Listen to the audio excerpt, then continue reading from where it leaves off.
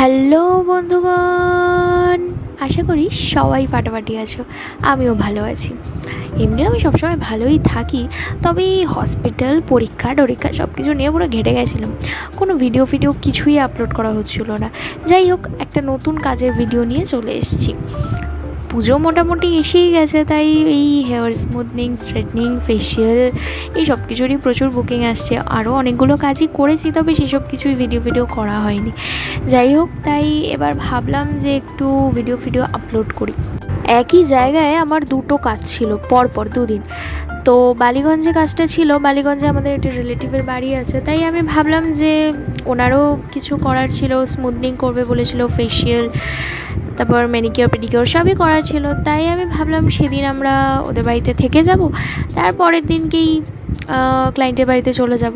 তো সেই হিসেবে আমি সব কিছু গুছিয়ে নিয়েছি। এই দেখো, এখানে আসলে কোথাও যাওয়ার হলে, মানে হোম সার্ভিস দেওয়ার হলে না, এই সব কিছু গুছিয়ে নিয়ে যেতে হয়।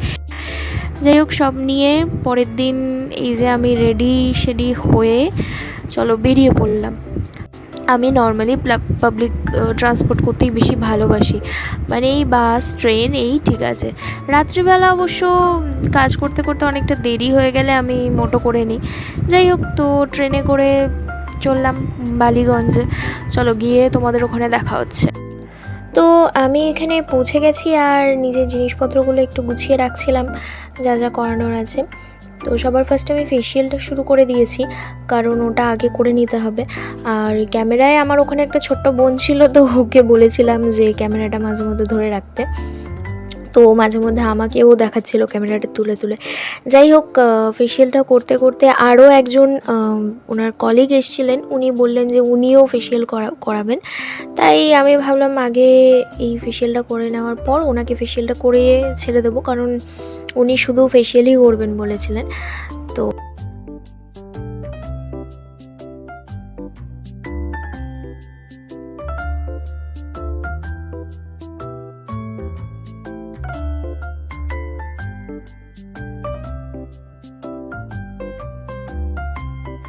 এই যে আমি এখানে ওনার ফেসিয়ালটা শুরু করে দিয়েছি।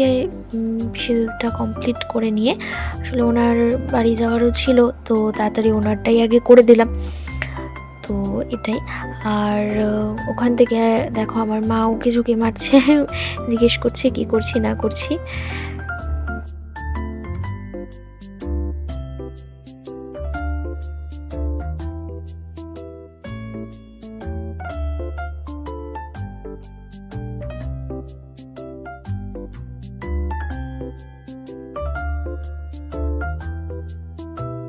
ফেসটা হয়ে যাওয়ার পর আমি ওনাকে বললাম যে উঠে বসতে, যাতে আমি ব্যাকটা করে দিতে পারি।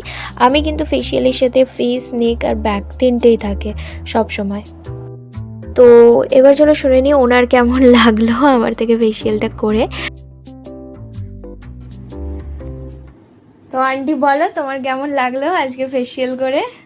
আজকে আমি প্রিয়ার কাছে লোটাসের ফেসিয়াল করেছি, মানে আমার তো ঘুম টুম পেয়ে যাচ্ছিল, আর এখন এতটাই ফ্রেশ লাগছে, আমি তো ওকে বলেই দিলাম যে নেক্সট টাইম আমি তোকে ছাড়া আর কারোকে দিয়ে করাবো না।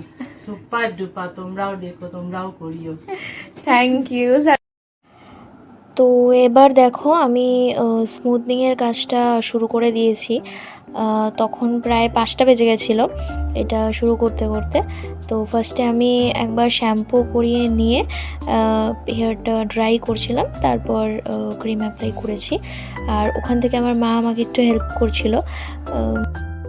আসলে এই হেয়ার স্ট্রেটনিং বলো, স্পা বলো, যাই বলো, তার জন্য না দুজনকে খুব দরকার হয়। আর এখন এই পুজোর মুখে আরেকজনকে খুঁজে পাওয়াটা খুব চাপের, তাই আমি মাকেই নিয়ে যাই সব জায়গায়।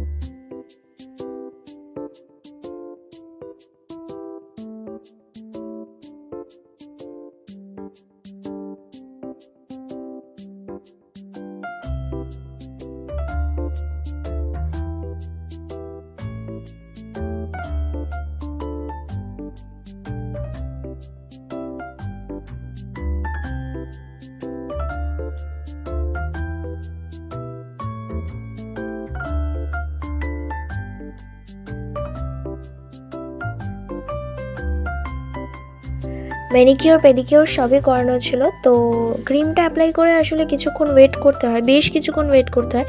তাই আমি ক্রিমটা অ্যাপ্লাই করে আমি জানি কিছুক্ষণ সময় পাবো, তখন আমি ম্যানিকিওরটা করিয়ে দেবো। আর এই দেখো আমি সেটাই করছি আর কি। ক্রিমটা অ্যাপ্লাই করার পর কিছুক্ষণ ওয়েট করতে হয়, তো এখন আমি ম্যানিকিওরটা করাচ্ছি।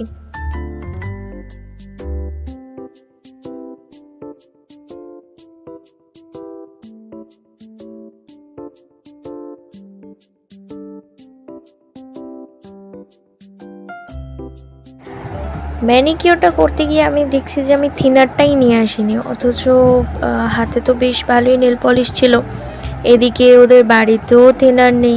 মানে আমি যে কীভাবে রিমুভার কিছুই ছিল না। তো তাই পিসিদেও দেখি একে ওকে ফোন করছিল এবং পরে একজন দিয়ে গেছিলো, তো তারটা দিয়েই কাজ চালিয়েছিলাম। আমি একেবারেই রিমুভারটা আনতে ভুলে গেছি।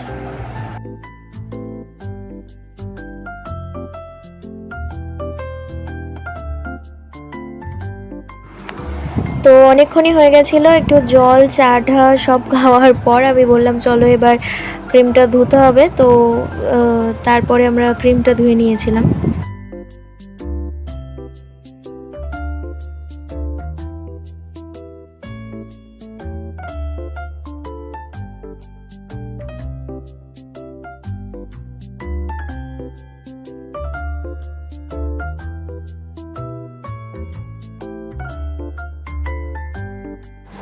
তো ক্রিমটা ওয়াশ করার পর এবার ড্রাই করে আমি স্ট্রেটনিং করতে শুরু করে দিয়েছিলাম।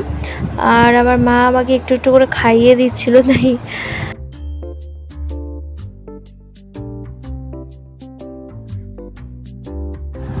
তো এবার আমি সেকেন্ড ক্রিমটা অ্যাপ্লাই করে নিয়েছিলাম, তারপর ফাইনাল একবার স্ট্রেটনিং করছিলাম।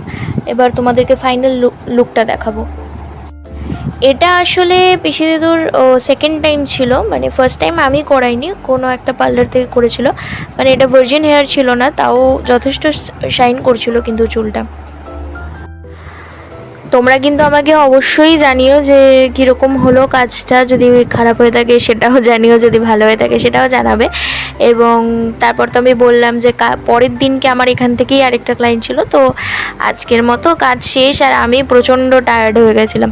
আসলে পুরো প্যাকেজটাই ছিল, সব কিছু করতে হয়েছে। ও মধ্যিখানে আমি পেডিকিওরটাও করে নিয়েছিলাম। তো এই যে আমি পেডিকিওরটাও মধ্যিখানে টাইম বুঝে করে নিয়েছিলাম। তো যাই হোক, এই সব কিছু কমপ্লিট করার পর পিসি দিদু খুবই খুশি ছিল।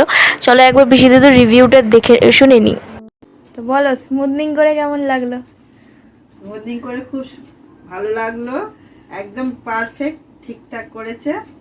আর তুমি ফেসিয়ালও করেছো? ফেসিয়ালও করেছি, পরে আমি ম্যানিকিওর পেডিকিওর করেছি, তারপর চুল স্ট্রেটনিং করেছি, পারফেক্ট করেছে ও।